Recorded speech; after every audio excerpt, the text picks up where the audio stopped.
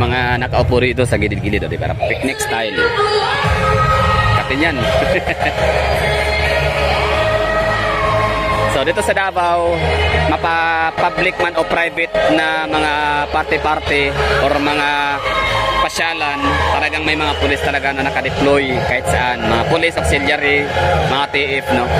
So ganyan ka supportive yung ating local government para sa mga magpapa-event sa city.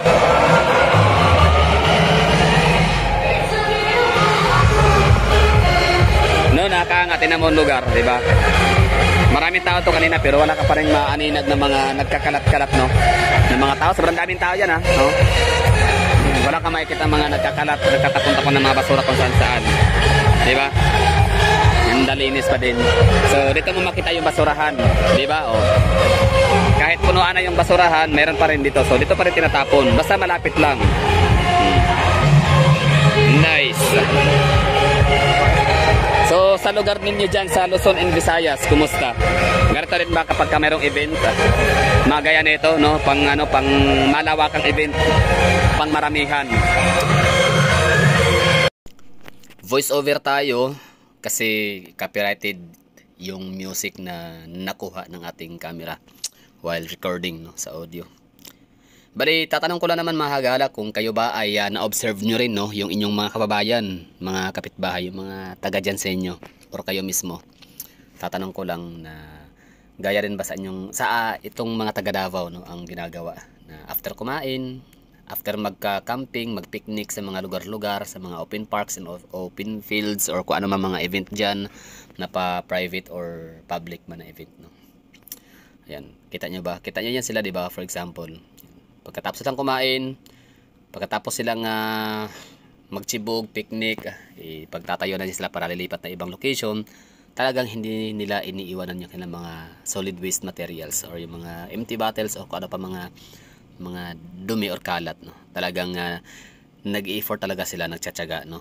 Nagsisipag sila na pulutin, ipasok sa plastic tapos ilagay dito sa may basurahan ang kanilang mga pinagkainan. So, yan lang, Luzon, Visayas, and Mindanao. Yun lang, tatanong ko lang sa inyo kung kagaya rin ba sa mga taga Davao ang practice or ang behavior ng inyong mga kababayan. Gaya na si Uncle, oh, galing na Uncle. Basta nakakatuwa lang, nakaka-proud, no? So, please guys, don't get me wrong, no? Ako ay proud lang naman talaga. Gusto ko lang i-flex. Kasi ka-flex-flex din naman talaga ang itong gantong gesture ng aking mga kababayan. So, pero di ko yung sumagot, pwede rin hindi, Pagkatapos mo, tinan mo sila ma'am, diba? Tinan mo sila ma'am, for example, yan. Diba? Kung hindi uso sa inyo yung clean as you go na kultura, wala na problema doon. Tinan mo sila ma'am, diba? Anong gagawin nila? Yun. Diba? Tapon. Wang, galing, palakpakan. Very good, no? Ito sa kuya, ito. Wala, may laman pa, no? Hindi pa niya itatapon yan kasi may laman pa. Ang galing, no? Ang galing. Naka-proud tong mga taga Davao, Akala ko talaga noon nakakalimutan na yung tinatawag na Davao culture. Akala ko nawala na. So, andyan pa rin pala. Taglay pa rin ng mga taga rito. Yung tinatawag na disiplina. Yan, tinan mo, yan. Tapos sila kumain. Ayun. Pulot.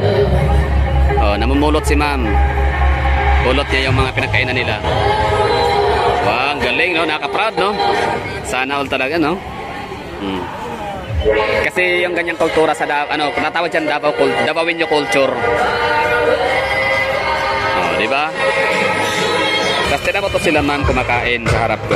Yung mga buto-buto na kinakain niya, dyan na pinapasok sa plastic, yan, Diba dapat damuhan lupa, diba dapat pagkatapos mong sipsipin yung karne, tapos tapon mo lang yung dapat yung buto-buto. Pero sa kanya ma'am, kay ma'am, talagang yan, pinapasok niya sa plastic. Ang galing.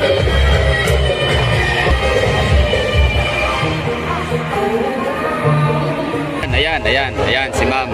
Yun. Ang galing. Palakpakan. Nice. Di ba no, nakakataba ng puso, no? Na makita ng ganyang mga tao na kahit pa napakalayo ng kanilang inupuan, ng kanilang tinambayan, the moment na tapos na silang kumain, tapon ng basura. Talagang nag-i-effort pa rin sila, no? Na maghanap ng basurahan para itapon yung kanilang pinagkainan. Ayan, o, tinan mo si ma'am. Yan, yan. Sa kanya naman ice cream, balat ng ice cream, wrapper. Sige, okay na yan kasi puno na. Matik na yan, oh, di ba? Ang galing, no? Nice one, palakpakan. Pero maniwala ka sa India, nung time pa talaga ni hindi pa si Digong, siyempre, nag-start ako sa Manila 2009, 2010, 2011 hanggang 2012. So, iba talaga yung yung linis nung Maynila nung time na ni PRD. Example, Cubao, mga ganon. Yung Guadalupe sa may Makati. Grabe, kalat yung lugar na yan. Pero nung time na ni Digong, Cubao luminis, so parang parang nasasabi ko parang Davao na rin, no, ang Kamaynilaan. Except Marikina, kasi ang Marikina sobrang linis na talaga yan. Ewan ko ba, bakit ang nagawa ng, wag na lang lumayo sa Davao, ha, wag na lang sabihin natin na bakit ang Davao kaya, bakit hindi kaya na ibang lugar sa Metro Manila or Mega Manila, Luzon, Visayas o kung saan pang parte sa Mindanao. So wag na tayo lumayo, wag na tayo sa Davao, masyadong napakalayo ng Davao. So Marikina na lang, bakit kaya ng Marikina, no, na mag-implement ng ganong mga pulisiya sa kailang munisipyo, sa kanilang lungsod, syudad. Bakit hindi magawa ng kanyang mga kapitbahay ng mga syudad din, no, sa NCR in some part of the region. Ayan si Kuya, ayan, tapon. Ayun, galing, ganyan lang ang nakakatuwa.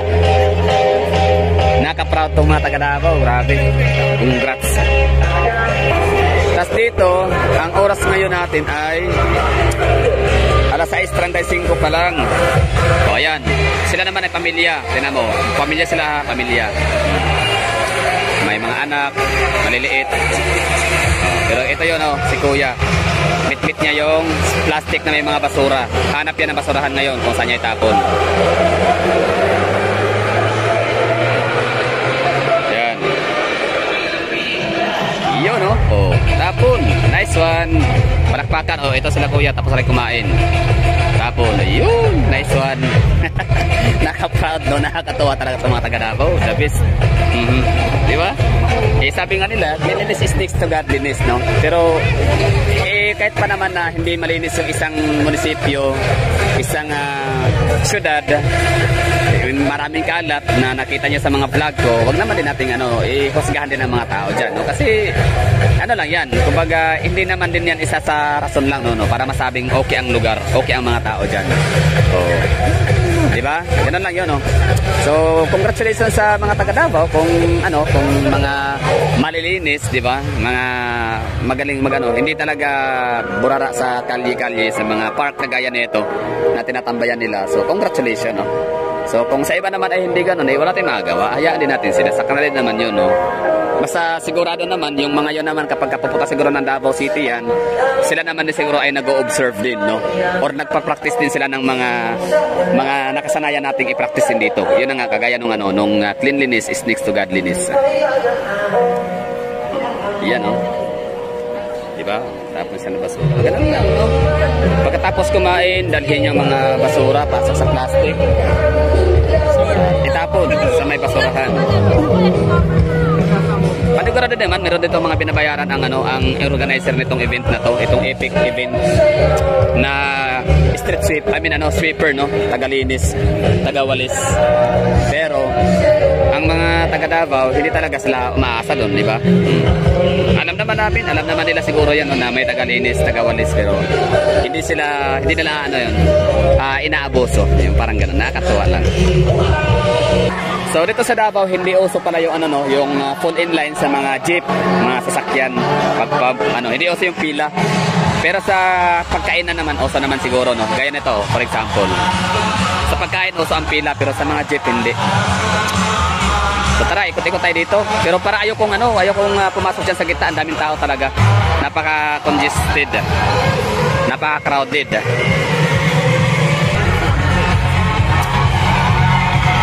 So time check 6:40 ng gabi. Pero tao, dagsa pa din, no? Tuloy-tuloy. Siyempre, main event nila no, mamaya.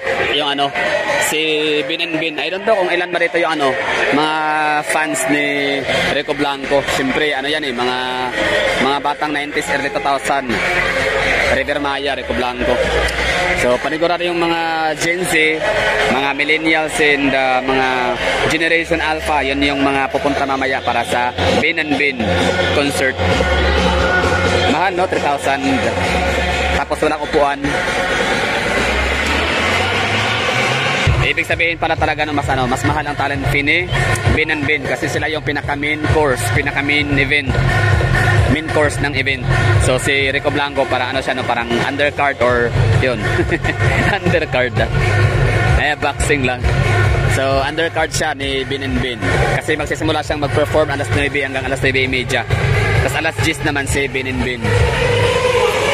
Tapos alas 8:30 hanggang alas 9 naman, hot air balloon ulit doon. So balik tayo doon mamaya para may pakita ko sa inyo yung hitsura ng hot air balloon. Mas maganda siya ngayon kasi gabi, no? Kumpara doon kanina sa araw. I mean, hindi ko alam kung ano ba mas maganda, kung araw ba o gabi, no? Kung ano ba mas effect, no? Mas attractive tingnan si hot air balloon. Kung madilim ba or maliwanag. So yun lang, no? Super crowded na. Pero parang gusto kong tingnan yung ano, yung gold entrance tsaka yung ano, VIP entrance. Grabe, daming tao, no? Tiba-tiba.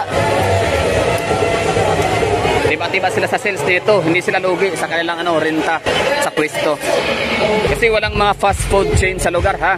Pero merong restaurant doon, merong ano, kainan, riverfront. Tinanong ko yung ano, yung nagtitinda ng ticket kaganina na bilhan ko, sabi niya tapos na daw sa Maynila at Cebu. So ito yung entrance sa gold. Wala masyadong pumapasok, no? At ito naman yung sa VIP.